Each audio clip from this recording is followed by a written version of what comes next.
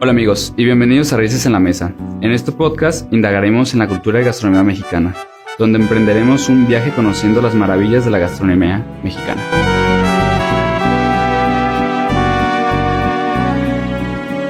Bienvenidos a Sabores Ancestrales. En este episodio nos sumergiremos en un viaje culinario para explorar las profundas diferencias entre la cocina de la época colonial y la cocina de la época de independencia. Soy Jesús Hernández y bienvenidos sean. En este episodio veremos tradiciones, cultura y hallazgos que dieron lugar a estas cocinas. Soy Lizeth Romero y para profundizar más en este tema nos acompaña la chef Araceli Chavarría, que con sus conocimientos de años nos ayudará a comprender más este episodio del tema. Hola chicos, muchísimas gracias por haberme invitado. Para mí es un honor participar en este proyecto que han estado trabajando dentro de su materia. Por supuesto, hablar de la cocina mexicana, pues es hablar de un sinfín de conocimientos, evoluciones, sucesos que han ido evolucionando en nuestra cocina desde la época prehispánica hasta lo que nosotros conocemos actualmente. Por supuesto, como bien lo mencionas, Liz, en este proyecto, en el día de hoy, pues vamos a hablar de dos épocas que han marcado mucho una pauta muy importante respecto a la creación de platillos. Por supuesto, como bien lo comentas, la colonia o también denominada virreinato, que es esa época en donde llegan los españoles a conquistarnos, que si bien hay sucesos o actividades que a lo mejor, más que mejorar nuestra cultura, afectaron en algunos aspectos. Digo, en la parte de la gastronomía, pues llegaron para mejorar, ¿no? En el aspecto de introducir, pues, nuevos ingredientes. Y por supuesto, después, conforme va avanzando toda esta parte de la gastronomía mexicana, pues llegaremos a la parte de la independencia. Igual época que es un parteaguas dentro de la elaboración de los platillos y específicamente en el estado en el que nosotros nos encontramos, que es en el estado de Puebla, bueno, pues hay la creación de platillos muy específicos que yo pudiera decir que representan como tal y marcan algo muy importante dentro de nuestra gastronomía. Sí, claro. La cocina colonial y de independencia. Bueno, a mí me gustaría como que regresarnos unos años un poquito más para atrás y preguntarle a usted, chef, ¿cómo cree que influyeron las culturas indígenas en la cocina colonial? Ok, bueno, ahí vamos a empezar con algo muy importante y vamos a hacer como una división. Imaginémonos que estamos en la República Mexicana, estamos visualizando el mapa de la República Mexicana y estamos dividiéndolo en dos culturas muy importantes o las más importantes. Yo no estoy diciendo que el resto de culturas no lo sean, pero finalmente en la gastronomía marcamos dos importantes, que es la parte que pertenece a el centro del país, ¿ok? Y la parte que pertenece a la parte sur de nuestro país. Por supuesto, estoy hablando de dos culturas muy importantes, de la maya y de la cultura azteca, en donde, bueno, pues finalmente tanto uno como otro tienen conceptos muy importantes que rescatar para nuestra gastronomía. Es en la parte centro de nuestro país, en donde el inicio, por ejemplo, de ese intercambio de ingredientes locales o autóctonos como tal, en la parte de la creación de los mercados, por ejemplo, hablando, por supuesto, de la compra, bueno, no tanto de la compra, sino más bien del intercambio. No le podemos decir una compra porque recordemos que no existía una moneda como tal. Realmente lo que existía era un intercambio, ¿no? Intercambio que, por ejemplo, para todos aquellos que son aquí de Puebla y nuestra universidad, por ejemplo, que está en Cholula, pues todavía existe esa costumbre de hacer el trueque, claro, como una actividad que se rescata como tal, pero bueno, pues al final del día así es como nacen los mercados, ¿no? Ese espacio en donde existe ese intercambio de diferentes ingredientes que componen como tal, pues ahora lo que conocemos como la gastronomía. También vamos a rescatar una actividad muy importante en esta parte, que es la parte del cultivo, ¿ok? Recordemos que esta cultura se asienta como tal en un lago, ¿ok? Entonces, al no existir una tierra firme, pues entonces ellos empiezan a crear esta parte de cómo cultivar. Y es como se crean lo que ahora conocemos como chinampas, ¿no? Que bueno, si alguien ha tenido oportunidad de alguna ocasión visitar Xochimilco, pues finalmente todavía se sigue preservando esta parte de cultivar sobre estas artefactos, si lo queremos llamar así, ¿no? Que son las chinampas, que son esas balsas en donde se podía sembrar y pues gracias al agua que estaba en los lagos, bueno, pues finalmente todos estos cultivos se daban, ¿sale? Entonces, de esta parte centro de nuestro país, en esta época prehispánica, pues podemos rescatar esas dos actividades principales. Nos vamos un poquitito más hacia el sur de nuestro país y con la cultura maya. Y bueno, pues aquí finalmente lo que vamos a rescatar es la creación y también el uso como tal del maíz. Y dicen por ahí, o dice por ahí la historia del Popol Vuh, que nosotros o el ser humano fue creado gracias a que una hormiga, bueno, pues finalmente llevaba un granito de maíz y de este granito de maíz es como nacemos nosotros, ¿no? Y de la cultura maya, independientemente de las actividades como tal dentro de la gastronomía, pues también vamos a rescatar esta parte de los métodos de la cocina. Y uno muy importante para nosotros dentro de la gastronomía, pues es la creación del pip, ese horno que es un horno de tierra o un hoyo de tierra como tal, en el cual, bueno, pues vamos a destacar, por supuesto, pues la famosa cochinita pibil. Tocó un punto muy importante que fue el intercambio que se daba cuando llegan los españoles. Se asombran muchísimo de ver que nosotros no teníamos una moneda como tal, pero sí había ese intercambio.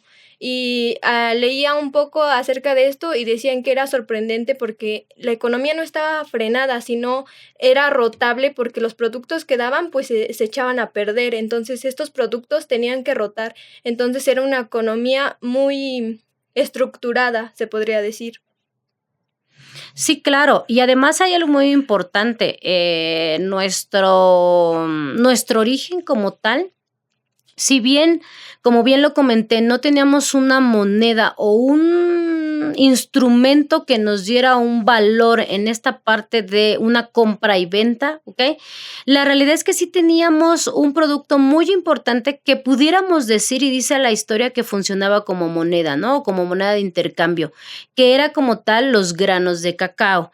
El cacao, independientemente de que se tomaba como una bebida ceremonial, que era exclusivamente de los sacerdotes y de personas importantes y de los gobernantes como tal, la realidad es que también tenía ese valor. Vuelvo y repito, nosotros no le dábamos un valor monetario, no existía un valor monetario, pero sí hay, en la historia sí está marcado que ciertos números de granos de cacao finalmente sí tenían un valor en ese intercambio como tal, ¿sale?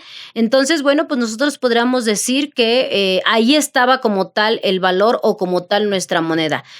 ¿Teníamos metales? Sí teníamos metales porque nuestras culturas pues finalmente también tenían oro, tenían plata. Digo, hasta la fecha nosotros seguimos siendo de los países que mayor plata tenemos como tal, pero vuelvo y repito, pues no le dábamos ese valor. He aquí, como les comenté o como empecé hablando, estos son de las cosas como que yo pudiera decir que son como malas dentro de la conquista.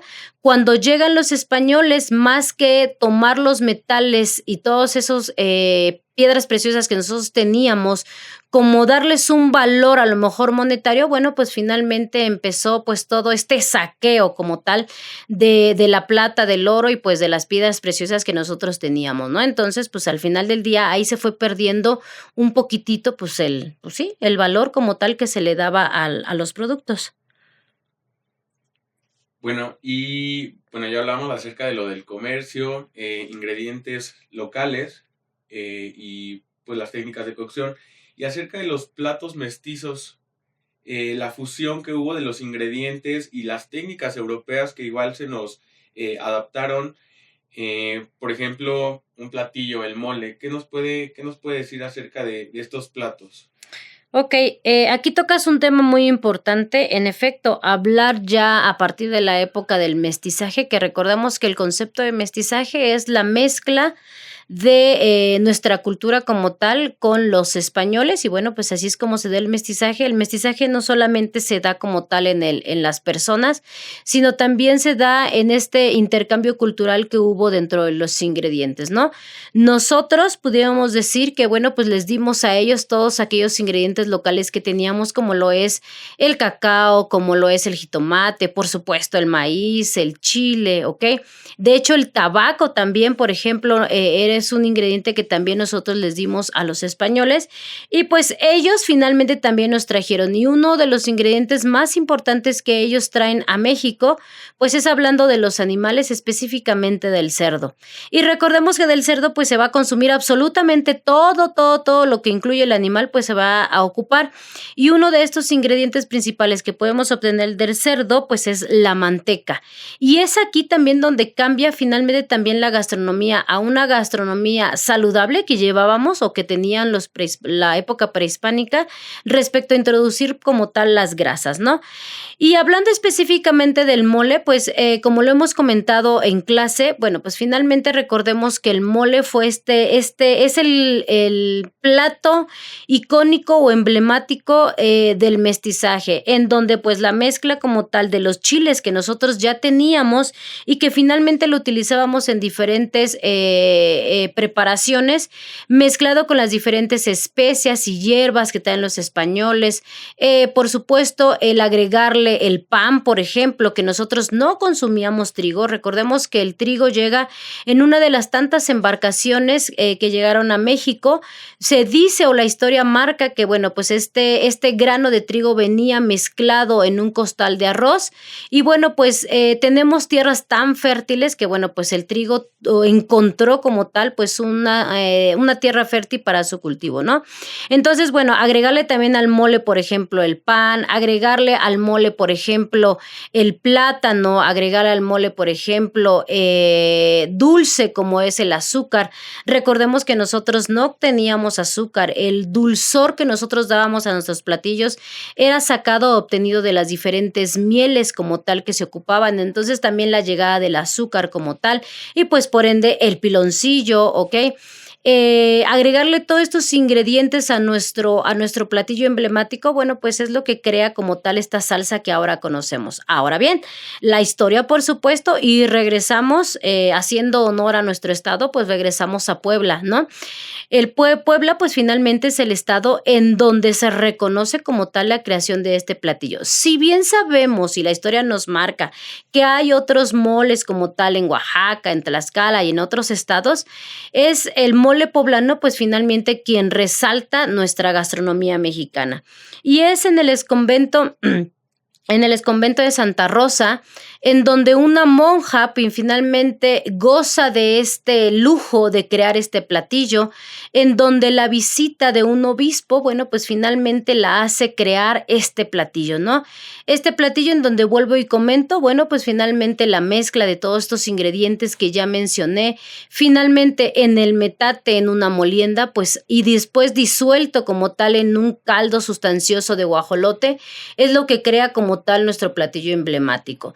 También dice la historia y cuenta la historia que, bueno, pues hay otra historia en donde otra monja, bueno, pues finalmente gracias a un sueño que tiene, en donde San Pascual Bailón, que recordemos que San Pascual Bailón es el santo patrono de los cocineros en México, bueno, pues le llega toda esta historia en donde pues él por accidente, igual en un nerviosismo de crear un nuevo platillo, está haciendo una sopa, un caldo sustancioso igual a partir de guajolote y de pollo, y bueno, pues por accidente él deja caer muchos ingredientes, de los cuales pues son los mencionados del mole, ¿no? Pero esta monja en este sueño, ella finalmente ubica a San Pascual Bailón y bueno, pues también le hace crear este platillo como tal emblemático, ¿no? Aquí, por ejemplo, pues yo los invitaría, como siempre les he comentado, en algún momento que tenga, visitar el museo de el exconvento de Santa Rosa y bueno, pues aprender un poquitito más de esta historia como tal que tenemos de este platillo. Sí, claro. Como lo comenta usted, la adaptación de diferentes recetas europeas, lo del pan, el trigo, guisos, sopas, los lácteos. Pero ¿qué me puede decir ahora acerca de qué ingredientes eran comunes en la cocina colonial y que ahora ya no están tan presentes en nuestras recetas o en nuestro día a día de nuestra dieta, por ejemplo? Pues mira, te voy a decir una cosa, la realidad es que nuestra gastronomía y como mexicanos somos como muy dados a arraigar cosas hacia nosotros y digo, no vamos a ir lejos, ¿no?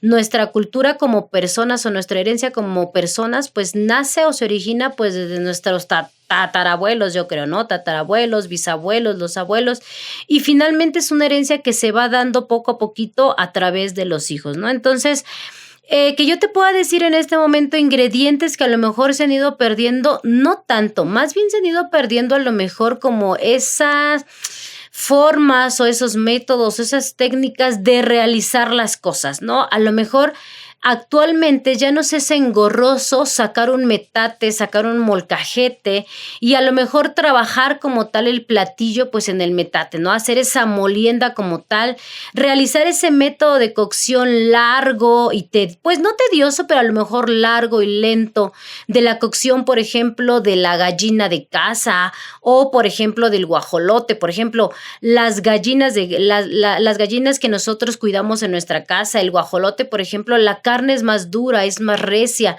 pero también sabemos que nos van a dar muchísimo más sabor. No es lo mismo ir a lo mejor a una central de abastos, un mercado, comprar un pollo y ponerlo a hervir, que sabemos que a lo mejor en una hora y media va a estar ese caldo.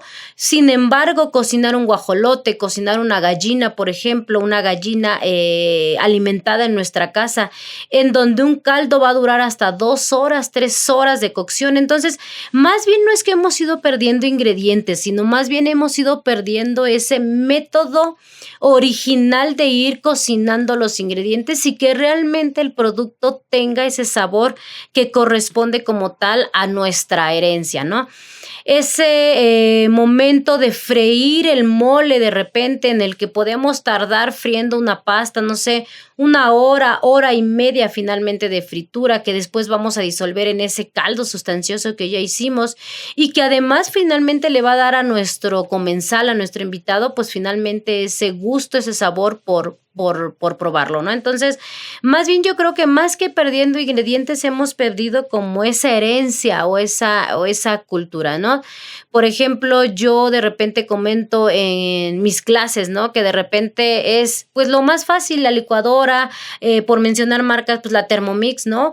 Ahora hay una plataforma en la Thermomix en donde, bueno, pues tú nada más te va diciendo que en qué momento ir agregando los ingredientes de un mole y en efecto, el mole queda bien, no estoy diciendo y no estoy criticando esa parte, pero pues la realidad es que, vuelvo y repito, pues hemos perdido como más bien la forma tradicional de hacerlo, ¿no? Entonces, pues bueno, la licuadora y los electrodomésticos pues nos han venido a facilitar la vida, sí, pero también nos han venido a hacer perder algunas cosas.